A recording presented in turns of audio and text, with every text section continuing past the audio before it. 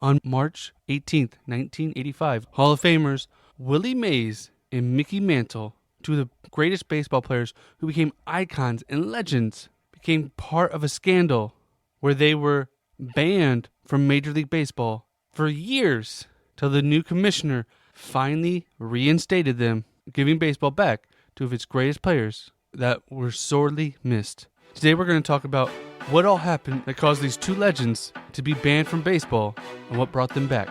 Today on Daily Sports History.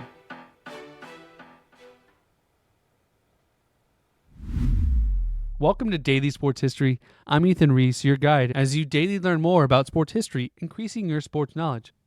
And today's trivia question to listen out for is, what magazine were Willie Mays and Mickey Mantle featured on after they were reinstated into Major League Baseball? Listen throughout the episode to find the answer, and if you miss it, I will give it to you at the very end.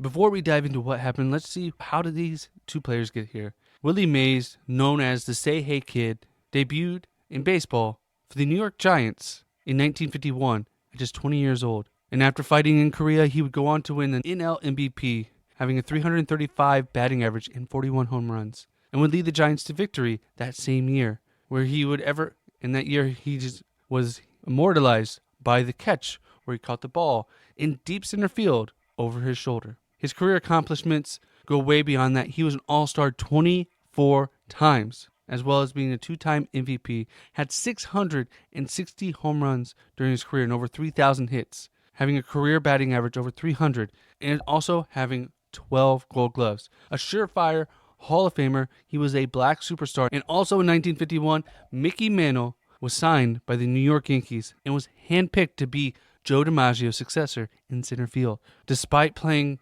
consistently through knee pains, Mantle was one of the most feared hitters in his era. In 1956, he won the Triple Crown, meaning he led the league in batting average, home runs, and RBIs, with a .353 batting average, 52 home runs, and 130 RBIs, as well as winning his first AL MVP, which he would go on to win two more. He was a 20-time All-Star, hitting over 500 home runs, and has hit the most home runs in World Series history at 18, a record that still holds to this day, and won 7 World Series titles while with the Yankees. These were two icons during the 50s and 60s who really helped propel the game to new heights. But unfortunately, they got caught up in a small scandal that got them banned from baseball. And this is due to gambling. Now, we all know the 1919 Black Sox scandals. We did an episode previously about that. And the MLB put in a rule, Rule 24D, states any player, umpire, official found gambling on baseball would be banned for life. Now, Willie Mays and Mantle never bet on baseball, but they had associations with casinos that led to their punishment. In 1980, Willie Mays got banned after doing a job at the Bally's Casino, where he accepted a special assistant's and greeter's position. His duties were to meet VIP guests, represent the casino in promotions, and attend events, much like a brand ambassador. Basically, he was the spokesperson for this casino. He had no involvement in the gambling operations, but the commissioner at the time, Bowie Kuhn, saw casinos as a threat to the game's integrity. Despite no evidence of wrongdoing, on October 3rd, 1980, he banned Mays from any employment or association with Major League Baseball. Now, these bans were not like Pete Rose's ban, where he actually did bet on baseball. These bans were more, he could not go to games, he could not participate in commentary or be really involved in any aspect of the actual baseball itself anymore. But he was already in the Hall of Fame. He already played his career out. This was just the kind of what we see former players do today. And the fallout from this was he was effectively erased from the sport. He could no longer work with the New York Mets, who he has served as a coach and mentor for, and fans were outraged by this decision, calling it excessive and unfair.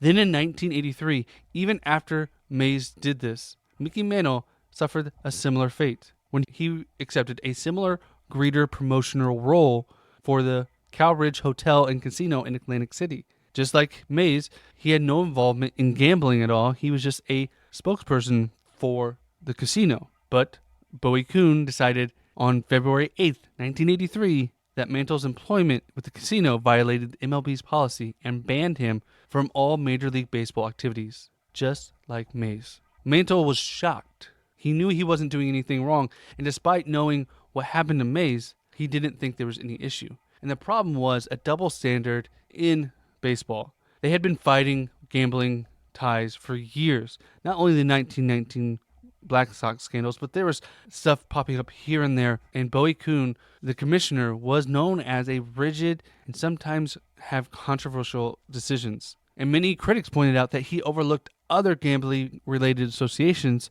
came down hard on Mays and Mantle because they were bigger names in baseball. Now, Mays had spent his entire life with baseball, and now he was forced away from the game he loved. He lost connections with the Giants that he became an ambassador for, and he felt betrayed by the sport that he had given everything to. And Mantle said he was humiliated and felt isolated by the band. He said that he played his whole career hurt, played through pain every game, and now they don't even want me. And the fans were outraged. Two players weren't gambling on the game like Pete Rose was. They were just taking a job.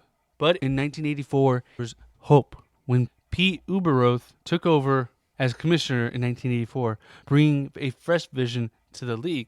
And he recognized this hypocrisy of these two icons that were banned from the sport. And he focused on growing the corporate sponsorships and promotion with the league. And he announced on March 18th, 1985, less than a year into his commissionership, that there's no reason these men should be outside looking in. They belong in baseball. And he would go on to reinstate them back into baseball just like before. And this was recognized even on the cover of Sports Illustrated, that they were coming back, as it was a huge moment for the game of baseball. Mantle said it just felt like they were on parole and now they were free. And Mays said he just wanted to be part of the game again. Fellow Hall of Famers and baseball enthusiasts celebrated the decision. The move was a step forward in correcting the injustice in baseball, and fans rejoiced that their heroes were back to be part of the game again. Both Mays and Mantle were fully able to participate in MLB events again, including Old Timers games, Hall of Fame ceremonies, and mentoring and coaching. Mays returned to working with the San Francisco Giants, and Mantle became an ambassador for baseball before his passing in 1995. Now, this may not seem like much, but this is actually kind of the reason why we are how we are with gambling today in sports. Now, I know this was 40 years ago, but without being able to have these connections to casinos wouldn't be getting involved like they are today. And these online gambling apps that are flooding the sport today, that we talked about in our previous episode, giving billions of dollars not only to the casinos, but to teams and also us. The tax money that comes from these gambling events goes back to us. So luckily, these two legends were only out of the game. And now, sports gambling sponsors Major League Baseball and is in almost every promotion with Major League Baseball. It's interesting how times have changed from when they used to be before. Thank you for listening to today's Daily Sports History. If you enjoyed today's podcast, please leave us a like and review wherever you're listening. Just tell me your favorite team or your favorite scandal that happened in sports. I'd love to hear it. And if you want to be a part of the show, you can reach out to us on our socials or email us at dailysportshistory@gmail.com. Anything you want us to cover, and we'll do that for you. And come back tomorrow for more Daily Sports History. And did you catch the answer to today's trivia question? What magazine were Willie Mays and Mickey Mantle featured on after they were reinstated into baseball? And the answer was Sports Illustrated, featured with the new commissioner of Major League Baseball who had just reinstated them.